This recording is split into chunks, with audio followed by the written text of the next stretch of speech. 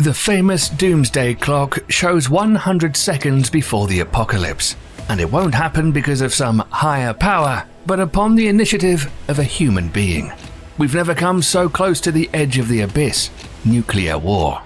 One more step, and the history of mankind is over.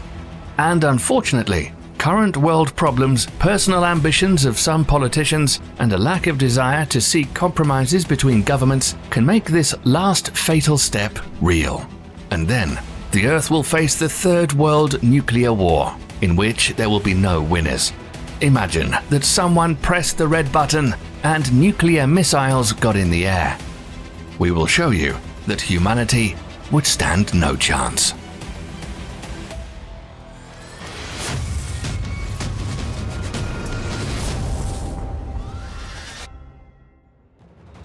To understand what nuclear war means, let's take a look at the power of nuclear weapons and their stockpiles in different countries. There are two different types of genres of nuclear weapons. Strategic nuclear weapons are the big ones that are pointed at certain targets and are launched on intercontinental ballistic missiles and submarine and cruise missiles. Tactical nuclear weapons are non-strategic and are used in smaller, more mobile applications. They work based on the fission of uranium or plutonium nuclei and are generally smaller in explosive power. These types of weapons include gravity bombs, short-range missiles, artillery shells, depth charges, landmines, and some small torpedoes. At the same time, the fusion of deuterium and tritium releases 10 times more energy. So thermonuclear bombs are much more powerful than uranium or plutonium bombs. What's even more frightening is that there's no theoretical limit to the size and yield of a thermonuclear weapon. In 1961, in the USSR, a thermonuclear bomb with a capacity of 58 megatons was detonated on Novaya Zemlya.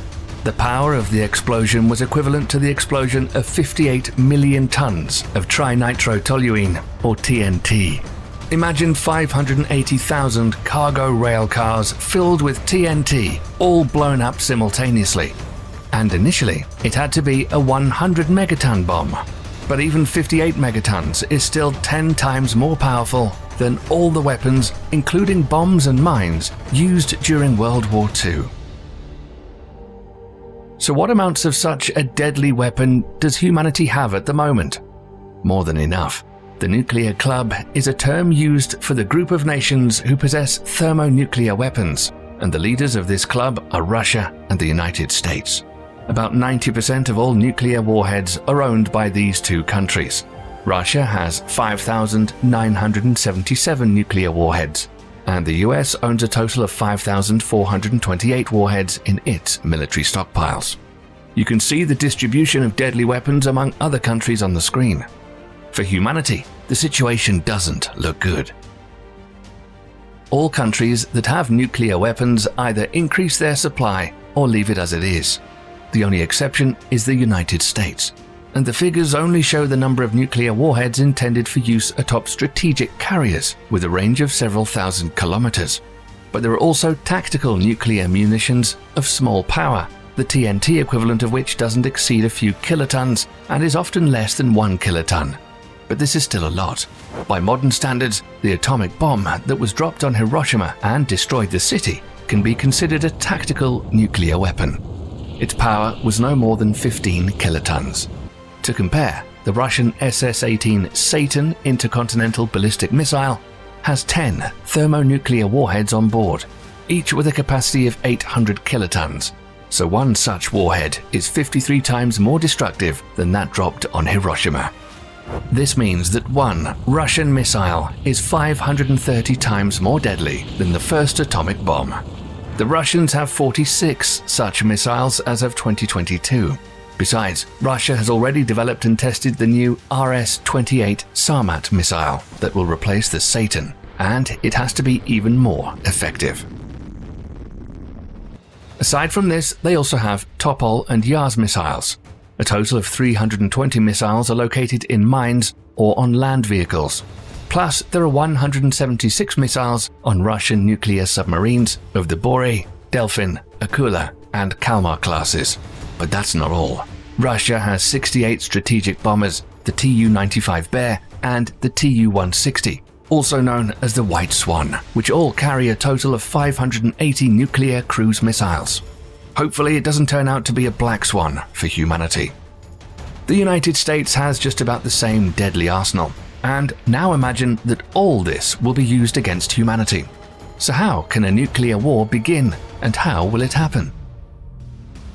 Mankind has not experienced global horror like that during the Second World War for more than 70 years.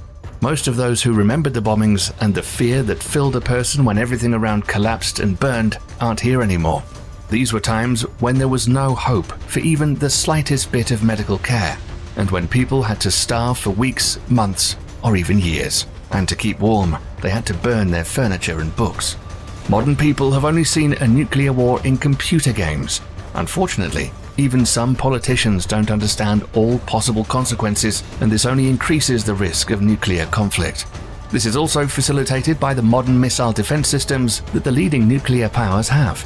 The Russian and American political elites attempted to destroy their main geopolitical enemy with a single missile strike and avoid counterattack by hiding behind a missile defense umbrella. Here, for example, is the Russian A-135 anti-missile system. It consists of a huge four-sided pyramid with a height of 33 to 35 meters, a side length of 130 to 144 meters at the base, and 90 to 100 meters along the roof. This is the Don-2N radar station that consists of 2 command and control centers and up to 100 anti-missiles of long-range and short-range interception. All of them are equipped with nuclear warheads with a yield of up to 1.4 megatons. That is almost 5 times more powerful than the Satan warhead.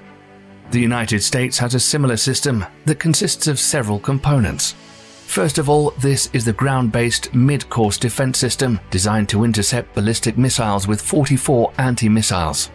Also, the missile defense system includes the Aegis ballistic missile defense system that operates on warships. It's designed to destroy small and medium-range ballistic missiles. The third component is the THAAD mobile complex that provides advanced cover for military bases and strategic facilities from small and medium-range ballistic missile warheads entering the atmosphere.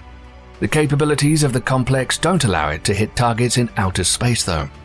Both the Russians and the Americans have anti-missile defenses that can destroy up to several dozen enemy missiles, but not hundreds, so a massive nuclear strike could break through this defense.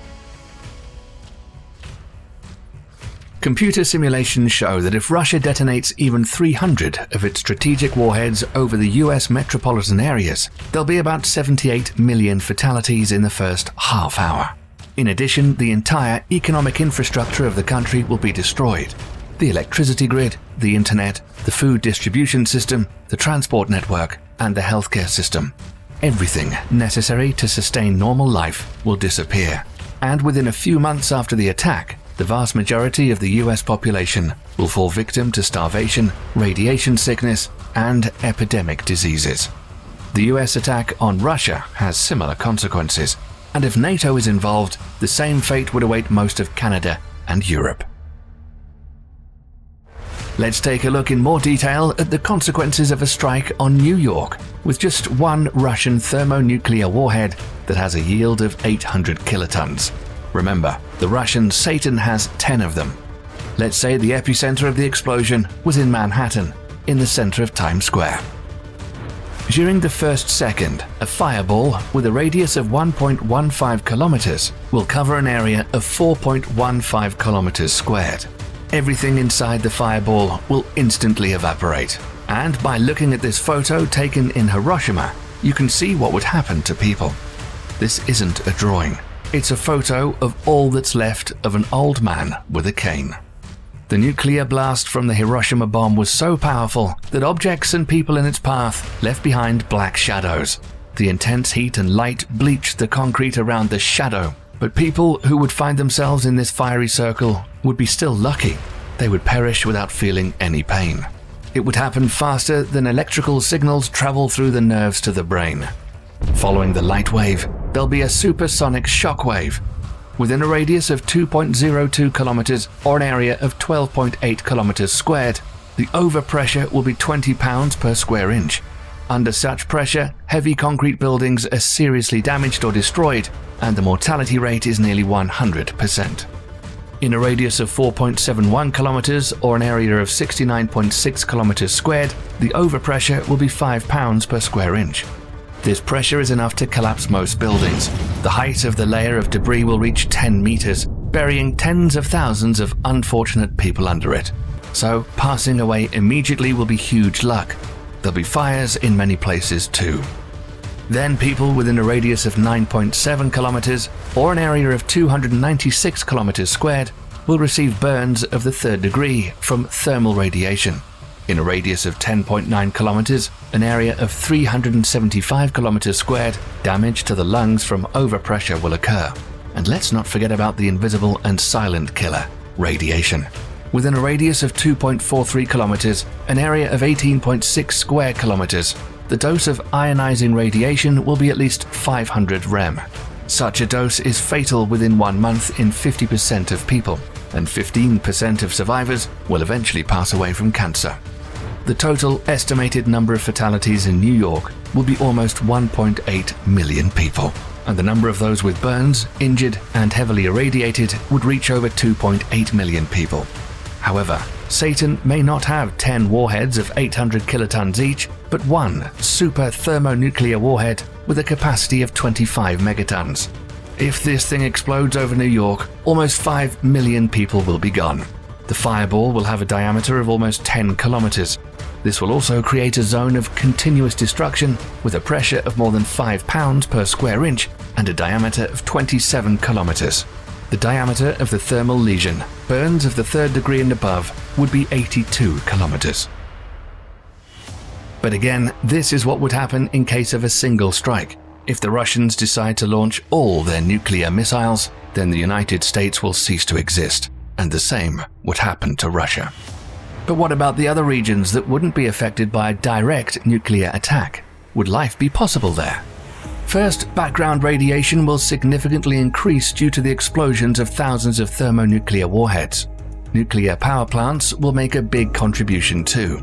After all, about 440 nuclear power reactors are currently operating on the planet, and this is thousands of tons of highly enriched uranium. The explosion of just one such reactor at the Chernobyl nuclear power plant in Ukraine made an area of 2,600 square kilometers uninhabitable. And now multiply this figure by 440. This is about 1,150,000 kilometers squared, and these infected zones won't be located in any remote places but near large cities. But then, a war involving the entire US and Russian arsenals could release up to 150 teragrams or 150 million metric tons of soot into the upper atmosphere, bringing global average temperatures down to -8 degrees Celsius. In North America and Eurasia, temperatures will drop by 45 to 50 degrees Celsius, the levels not seen since the last ice age. And this will lead to a catastrophic reduction in food production and starvation that could wipe out most of humanity. In addition, there'll be no electricity. All power plants will be destroyed, no gasoline and no diesel fuel. Oil refineries will be ruined. And if Russians hit the Yellowstone supervolcano with some kind of large thermonuclear bomb, it would provoke its eruption. This alone, without other nuclear strikes, can become a disaster for the United States, because it would suffer most from such an impact. On the spot where once was the national park, there would be a huge hole, and extreme volumes of ash would fall on North America. Volcanologist Robin George Andrews believes that this would lead to problems with agriculture. The ash would clog engines, disable power lines, and pollute the water supply. According to his colleague, professor at the University of Cambridge, Clive Oppenheimer, the atmosphere would be filled with such thick ash that a volcanic winter could begin. If this happens, sulfur dioxide will block the sunlight, the continent will freeze and plunge into darkness, and this is not to mention Russian Poseidon nuclear torpedoes.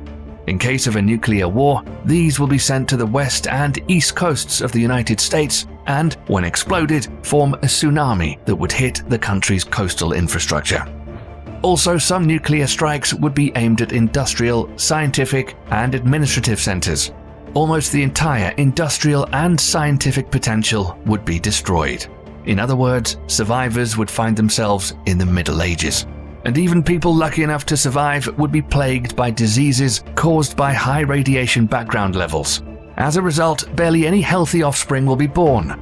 So, people who expect to survive a nuclear apocalypse on some tropical islands or in Siberia are deluded. Their life will turn into a struggle for survival. So within 1, at most 2 generations or 50 years, humanity would either disappear completely or at least the world population would significantly decrease in number. Whatever the case, this would mean the end of modern civilization.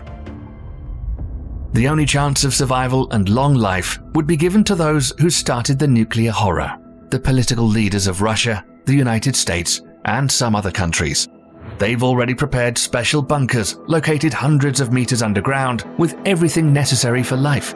But this, of course, will only help if they manage to hide there in time. The bunkers are designed to withstand a direct hit from a nuclear weapon. According to a report made by the US Department of Defense Intelligence Service, Vladimir Putin has 2 huge bunkers. The political elite of Russia should hide in these super secure structures if a nuclear war breaks out. Pentagon experts say the 2 bunkers can hold up to 10,000 people in total.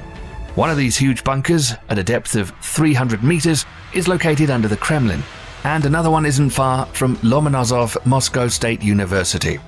The bunkers store supplies of food, fuel, oxygen, communications equipment, first aid posts, and other systems necessary to support life. People there can live for several months after a nuclear attack. Another important object, according to the American press, is allegedly located in the Ural Mountains. This is the legendary mountain Yamantau. Beneath it, there's a secret underground bunker, or more precisely, an entire city. Experts say it's designed for the simultaneous residence of 300,000 people. To compare, this is just about the population of Pittsburgh or Anchorage.